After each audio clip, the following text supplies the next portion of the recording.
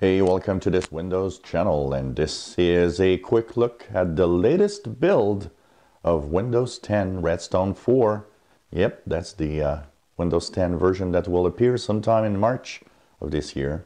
So this is the build 17074. It was released late on Thursday evening, January the 11th. And well, with all the schedule and all the things that I had to do, didn't really have much time to review it yesterday. So, and I wanted to use it a lot, test it out, see if, some of the things that were buggy are okay or fixed and all, and kind of go through the different new features. So it's a build that, of course, installed not quite flawlessly. I had to kind of restart the install maybe 3 times before it actually did something, because every time I would restart, it would just boot back into Windows 10 build 17063 and do nothing. And on the 3rd try, it finally started to do the install per se of the build. Now, I can't really say how fast it was for the install because I was not here, and I kind of remotely, when I did a video where I was downtown Montreal with some friends, I remotely started the install, the Windows Update, through my phone because I have TeamViewer on the phone and on this computer. So I was able to remotely go to Windows Update, ask it to check for updates, and remotely try to install it. But then, of course, I installed it yesterday morning because of the restart flaw that wouldn't make it install. Overall, it's a really good build. It is very solid. I haven't had any problems or bugs in it. It really seems to be working well. So if you're wondering if it's a good build, it kind of looked like a really good build. Now, is there a lot of new features in here? Yeah, there's kind of a lot of stuff. First of all, they reimagined the Windows internalization. So when you actually have your local language packs and desired language packs, well, right now, one of the things that was the biggest problem in Windows was that sometimes you would choose a language pack or, a language for your area and not really know what to choose or not. What was interesting is that now they actually automatically can see where you are and automatically download the different language packs and even give you suggestions of, well, this is what you should have as a language pack. So it's kind of cool because with the different location, it kind of knows a little more what you need. You can also get language packs from the Microsoft Store now. So don't have to go to the settings. You can also go to the store to get the language packs. They've used some artificial intelligence to kind of see the localization and what basically you might want to have in the languages.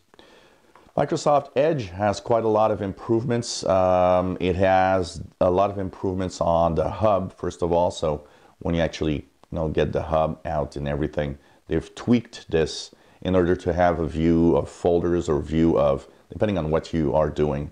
Lots of interesting little things that they've kind of changed there, so you can create new folders, but the view itself is better. The view is much better than it was before. They're still tweaking that, trying to give us kind of a cool experience if you want.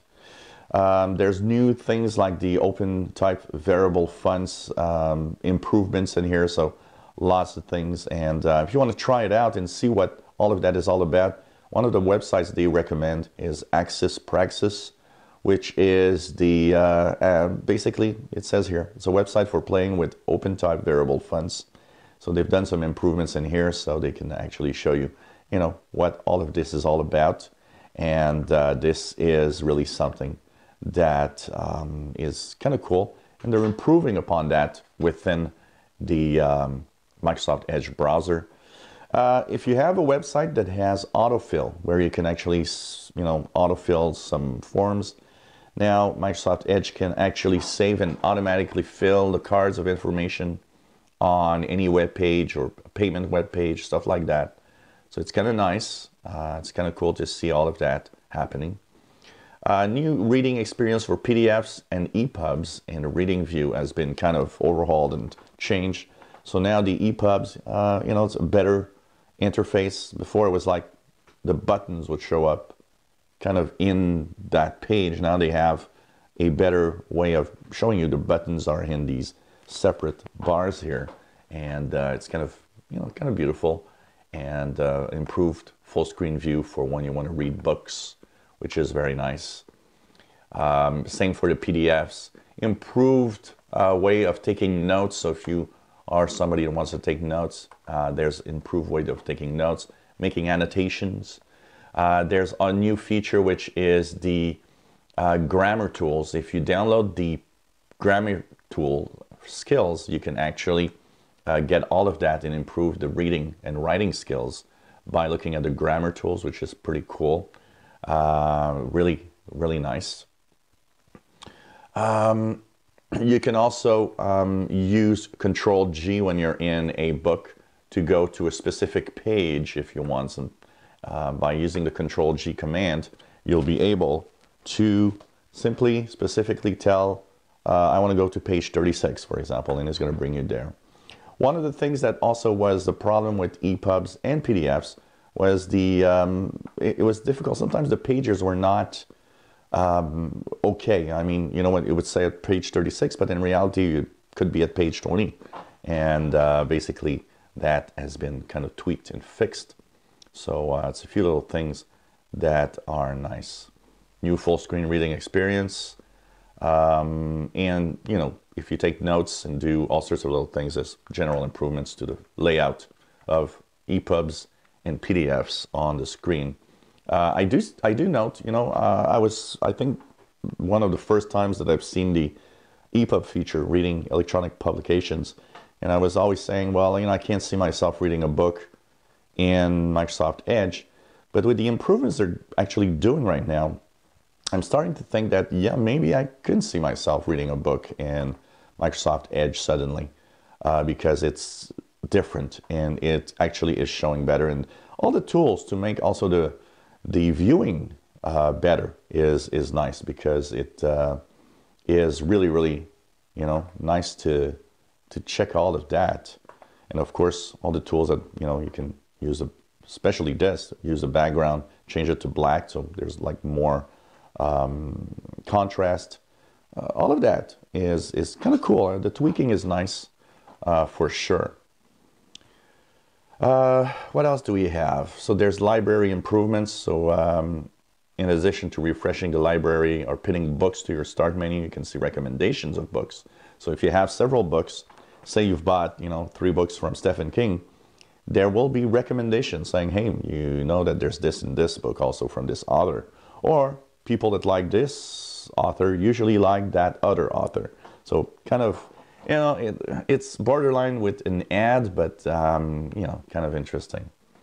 They've added a new feature called EPUB Media Overlays, which means that not only is there a more tailored experience of narration, but it can actually integrate audiobooks with the real book, meaning that can kind of synchronize an audiobook if you like the audiobook read by a certain person, and just overlay it with your EPUB book that you've got. So instead of using, Microsoft Charlie or something, you can actually use your own little thing.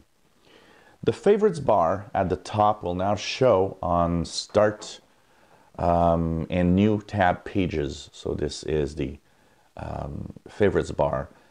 So mine is still broken. It doesn't synchronize, and it has, I don't know why Wikipedia is there. It's very weird the way that it is, but mine is kind of broken, but you can now show the bar in the context menu if you want. You can never save password for domains if you want, and I've used that option a lot. Autofill passwords in private. So if you kind of use in private is a mode to, it says it, say private as to what you are actually going on the web, to kind of, keep it for yourself. Well, there's now a few things there. They've added autofill for in private. They've also added extensions that can be actually turned on just for the in private tab that you're doing for sure. So lots of interesting little stuff here. In the DevTools, if you use the DevTools, one of the things also that they've done is the possibility to put the DevTools in a vertical side. You know, if you've used Internet Explorer, if you've used different browsers, you'll know that the DevTools often appeared in a, you know, it's like above or below, but now there's a vertical way of seeing the DevTools, which is nice, and it kind of snaps there in the vertical way with what you're doing. So this, I think, is an interesting feature of the DevTools that can be used for sure. So what else do we have? Let's undo here. We have, of course, the possibility to, you know, kind of everything within Edge is slowly being tweaked in and out, and things are getting slowly better for the web browser. Improved shell improvements, so quiet hours. Quiet hours is that feature where you can tell it, oh, between this time and this time, I don't want, you know, updates to install, or I don't want certain things to happen. Well, in quiet hours, they've kind of customized it so that you can actually really choose the priority. You can, of course, turn quiet hours on, alarms only, priority only. You can choose and customize the list of priorities. So what apps are going to give you reminders? So you can say, well, I don't want to have anything between, for example, here you see my time is during these times, 11 p.m. to 7 a.m. I don't want to have nothing except, yeah, priority for, I don't know, Skype. Because no, I don't want to be bothered, but if a Skype call comes through, I would like to know. So you can tweak the quiet hours to really make it more personal and choose the quiet hours in a much better way, and the way that notifications will appear. You can turn on quiet hours automatically when you're playing a full screen game, stuff like that, so that you don't get bothered, basically. If you're using Cortana, you can also have quiet hours turned on while you're at home. So it's really, you know, little improvements here and there, for sure. Making the, another feature is the, making your folders more easy to see. So now when you're in the start menu, you can actually have the folders pinned and have easier access, but not just that, have like the thumbnail or the live tile of the File Explorer kind of show you in these different folders what you've got. Lots of feedback were sent about that, and apparently people want to have that. Improvement in the near share feature. Near share feature is if you've got two Windows 10 PCs on the same build right now, you can actually take a file, send it to the other computer, which is the near share feature. And they've improved a little more about that because a lot of people thought there were things missing there. Now you can actually use near share, and it's improved simply. Improved storage settings. They've tweaked the storage settings. So once again, if you go into the settings here, go into the system tab. Storage has a new way of showing up things, a better way of seeing, you know, how much each of the system resources are actually being used. There's a better way to choose between what you want to, you know, delete or not. And when you want to delete something, there's also improved way of selecting. So now it's not just going to tell you, you know, okay, you can remove temporary files, but there's more details: temporary internet files, device driver packages, delivery optimization files.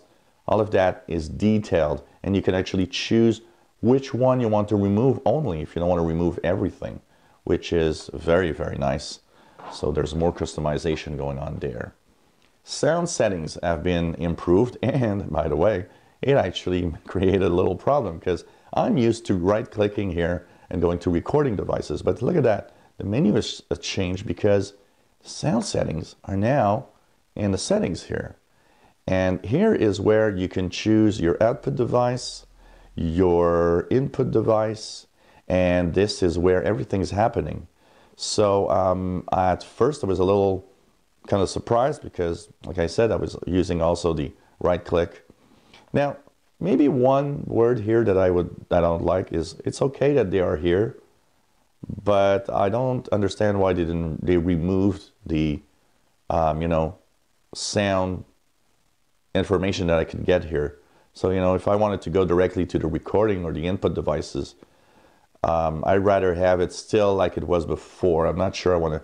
Yes, it's okay that it's here, but they shouldn't have removed also the possibility to just go directly there. But I don't know.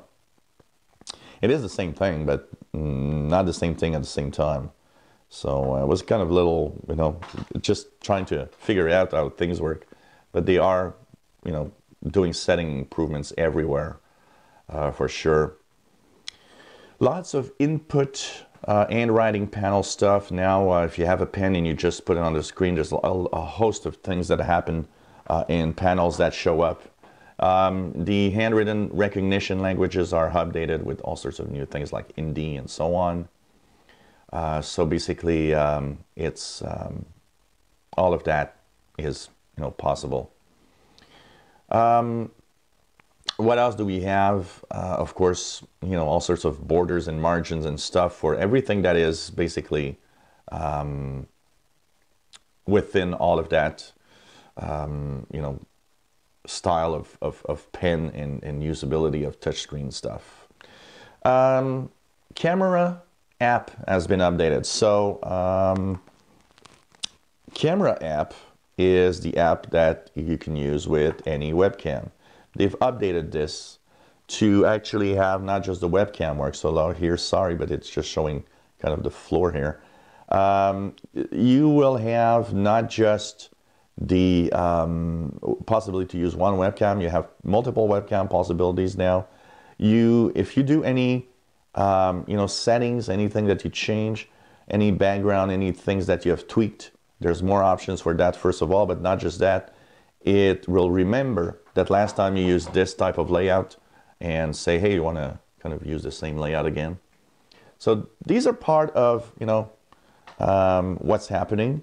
Apart from that, sets, if you are actually using, or if you haven't had the opportunity to use the sets feature, one of the things that's really nice is that the sets feature is now rolled out to more people. So if you are a user of the computer and updated to this build 17074, you might have the sets feature, which wasn't there before. So this is kind of nice. This build includes mitigation to protect insiders from the Spectre and Meltdown vulnerabilities. It was already there in 17063, by the way. And what else do we have? A few little things like new support for Adobe style .otf open type variable fonts. Sorry here, my phone is ringing and probably you hear it, but I'm really sorry about that. Insiders running Windows 10 S may notice that after upgrading to this build, they're supposed to be running Windows 10 Pro in S mode, which is kind of a wrong way of saying it. It's not really, it's a change by design, as they say, but it's still a Windows 10 S PC.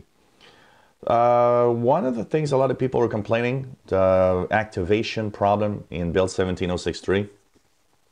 So this is fixed here, but you will need to actually use the activation troubleshooter. So if you had activation problems, go to activation, type activation in Cortana, and in system settings, you'll go to the activation page. Make sure that you, if it says you're not activated, use the troubleshooter that will be shown to activate your Windows PC, and it will get back to the regular activation that it should be. So lots of other improvements and fixes in here. One of the things I noticed is how the timeline feature actually is really working well, and actually is not buggy anymore. So it's really nice, because I had a hard time using the timeline feature because of the crashes it had all the time. But now it's actually, it seems fixed. So apart from that, a really cool build. I think it's a great build to use, and we'll talk more about it, of course, in the Windows Insider show. If you want to have more details, because of course you've seen that I've gone a little fast through the different things that I had to talk about. Well, if you go to the Windows Insider channel, I will have much more detailed videos of the different new features in the coming days. You enjoy my videos? Please subscribe, give us thumbs up. Thank you for watching.